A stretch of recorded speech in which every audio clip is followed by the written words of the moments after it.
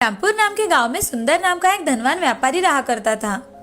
उसके पत्नी का नाम था शीला और उसके बेटी का नाम था प्रिया। प्रिया दिखने में जितनी सुंदर थी उतनी ही स्वभाव से अच्छी थी। प्रिया के सहेली का नाम था सुहानी। सुहानी माली की बेटी थी। वो बहुत ही मेहनती लड़की थी। दिन भर दोनों सहेलियां एक साथ ही वक्त बिताया करती थी, एक साथ खेला करती थी। एक दिन सुहानी की तबीयत अचानक से खराब होने के कारण वो स्कूल में नहीं गई। इसीलिए प्रिया भी स्कूल में नहीं जाना चाहती थी। प्रिया मन ही मन अपने माँ पिताजी से झूठ बोलने का सोचती है। वह झूठ मूठ का पेट दर्द का नाटक करने लगती है। प्रिया अपनी माँ शीला से, माँ, मेरे पेट में बहुत दर्द हो रहा है। क्या हुआ मेरी बच्ची को? पेट में ऐसे अचानक से दर्द कैसे शुरू हो गया? चलो तुम्हें अस्पताल लेकर जाती हूँ। नहीं माँ, मुझे स्कूल में जाना है। अस्पताल में बाद में जाएंगे। आज तुम स्कूल में मत जाओ, घर पर ही थोड़ा आराम कर लो। ठीक है माँ। प्रिया तुम आराम करो, मैं तुम्हारे लिए सूप और दवाई लेकर आती हूँ। जी माँ। ऐसा कहकर शीला प्रिया के लिए सूप लेने चली जाती है। तभी प्रिया अपने आप से, मैंने आज मेरी माँ से झूठ बोलकर अच्छा नहीं किया, मगर इस झूठ से मुझे कितनी खुशी मिली है। मुझे आज पूरा दिन आराम करने को मिला, ऊपर से पढ़ाई का टेंशन भी नहीं। ऐसा सोचकर प्रिया पूरा दिन आराम करती है। उस दिन से प्रिया को जैसे झूठ बोलने की आदत पड़ गई। वो हमेशा झूठ बोला करती थी। उसके झूठ के कारण बहुत लोगों को तकलीफ हुआ करती थी, मगर उसे कोई फर्क नहीं पड़ता था। एक दिन प्रिया गार्डन में घूम रही थी, तभी उसका पैर कीचड़ में चला गया। तो प्रिया माली से, तुम्हें दिखाई नहीं देता? यहाँ कीचड़ जमा हुआ है, पहले इसे साफ करो। तुम तो कुछ काम के ही नहीं हो। ऐसा कहकर प्रिया गुस्से से अपने पिताजी के पास चली जाती है और सुंदर से, पिताजी देखिए तो, इस माली ने गार्डन में कितनी गंदगी फैला कर रखी है। बेटी, माली चाचा हमारे बहुत पुराने और बहुत वफादार है। उनके वजह से ही तो हमारी बाग इतनी अच्छी रहती है। ये आज से यहाँ काम नहीं करेंगे, इन्हें निकाल दीजिए पिताजी। प्रिया की बातें सुनकर सुंदर बहुत दुखी होता है, क्योंकि माली उनके बहुत पुराने और वफादार नौकर थे। तभी सुंदर माली से, माली चाचा, आज से आप हमारे खेतों का काम देख लीजिए, बाग का काम कोई और देख लेगा।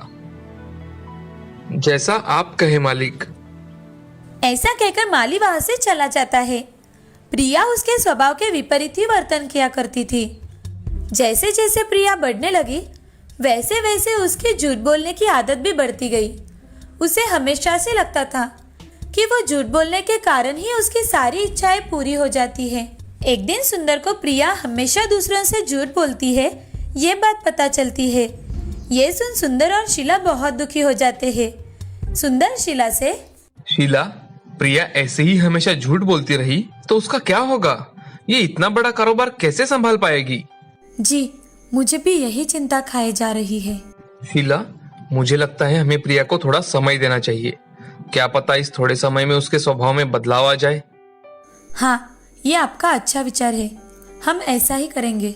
ऐसा कहकर शीला और सुंदर प्रिया को थोड़ा समय देने का सोचते हैं। ऐसे ही कुछ वक्त बीत जाता है, मगर प्रिया के स्वभाव में थोड़ा भी परिवर्तन नहीं आता। ये देख सुंदर चिंतित रहने लगता है। तभी वो एक फैसला लेता है और अपने खास आदमियों को बुलाकर उनसे, मेरे साथियों, मेरा कारोबार बहुत बड़ा है, ये सब आप जानते हैं, और मुझे अब ये संभालने के लिए कोई नौजवान चाहिए, और मैं ये चाहता हूँ कि वो नौजवान आप में से ही हो। सेठ जी, आपका इतना बड़ा कारोबार संभालने के लिए आपकी बेटी तो है ना? वो तो है ही, मगर हमारी बेटी की तो हमें शादी भी करनी है। जो कोई काबिल इंसान होगा वो इस संपत्ति का समान हिस्सेदार होगा, और उसी से हमारी बेटी शादी करेगी। मगर सेठ जी, आपका दामाद होने के लिए लड़के में क्या गुण होने चाहिए? लड़का नेक दिल और ईमानदार होना चाहिए, और वो सच्चाई की राह पर भी चलने वाला चाहिए।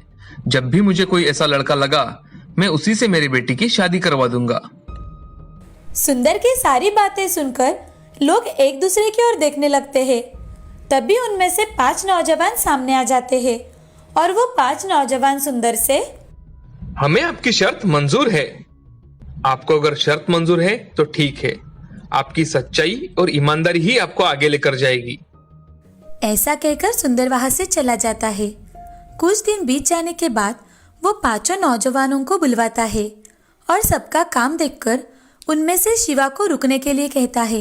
तभी सुंदर शिवा से, शिवा, मैं तुम पर बहुत बड़ी जिम्मेदारी डालने वाला हूँ। कौन सी जिम्मेदारी सेठ जी? शिवा, मेरी बेटी प्रिया बहुत ही अच्छी और साफ दिल की है, मगर उसे बचपन से ही झूठ बोलने की आदत है। अगर तुम उसकी ये आदत छुड़ा सके तो मैं तुरंत तुम्हारी शादी प्रिया से कर दूंगा। सेठ जी, मैं प्रिया की झूठ बोलने की आदत कैसे छुड़ा पाऊंगा? मुझे तो कुछ समझ में नहीं आ रहा। शिवा, ये कार्य तुम एक चुनौती समझ कर ले लो। सेठ जी, मुझे सोचने के लिए एक दिन का वक्त दीजिए। ठीक है शिवा, मैं तुम्हें एक दिन का समय देता हूँ। धन्यवाद सेठ जी। शिवा पैसों से गरीब था, लेकिन बहुत ही ज्यादा होशियार था।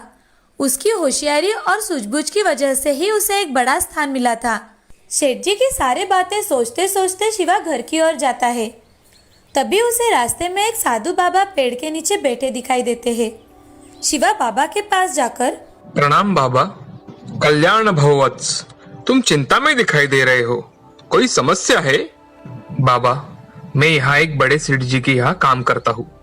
उन्होंने लोगों की काबिलियत पर ही उन्हें काम दिया है और अब सेठ जी चाहते हैं कि उनकी बेटी की शादी हो जाए, लेकिन उनको लड़का सच्चाई की राह पर चलने वाला चाहिए। तो फिर समस्या क्या है वत्स? बाबा, सेठ जी की लड़की बचपन से ही झूठ बोलती है और उसकी ये आदत जो नौजवान छुड़वाएगा उससे ही सेठ जी अपनी लड़की की शादी करवा देंगे। साधु बाबा अपनी आंखें बंद करके मंत्र का पठन करते हैं और थोड़ी ही देर बाद आंख खुलते हैं। वो शिवा से, शिवा, ये लो, ये सच्चाई के झरने का जल है। ये जल बहुत ही अद्भुत है। ये जल तुम सेठ जी की लड़की को पिलाओ, वो आजीवन कभी भी झूठ नहीं बोलेगी। धन्यवाद बाबा। साधु बाबा शिवा के हाथों में कमंडलू रख देते हैं। शिवा साधु बाबा का आशीर्वाद लेकर वहां से चला जाता है। अगले ही दिन शिवा सुंदर सेठ जी के यहाँ जाता है और सेठ जी से, सेठ जी, मुझे प्रिया से बात करनी है। ठीक है शिवा, तुम जाओ और प्रिया से मिलकर आओ। प्रिया अपने कमरे में बैठी होती है। तभी शिवा उसके पास जाकर, प्रिया जी नमस्ते, मैं शिवा हूँ, मुझे आपसे कुछ बात करनी है। हाँ कहिए। आपके पिताजी ने मुझे बताया कि आप हमेशा झूठ बोलती हैं, क्या ये सच है? नहीं, मैं कभी भी झूठ नहीं बोलती। प्रिया जी, आप तो अभी भी झूठ बोल रही है। एक झूठ छुपाने के लिए इंसान को बहुत झूठ बोलने पड़ते हैं।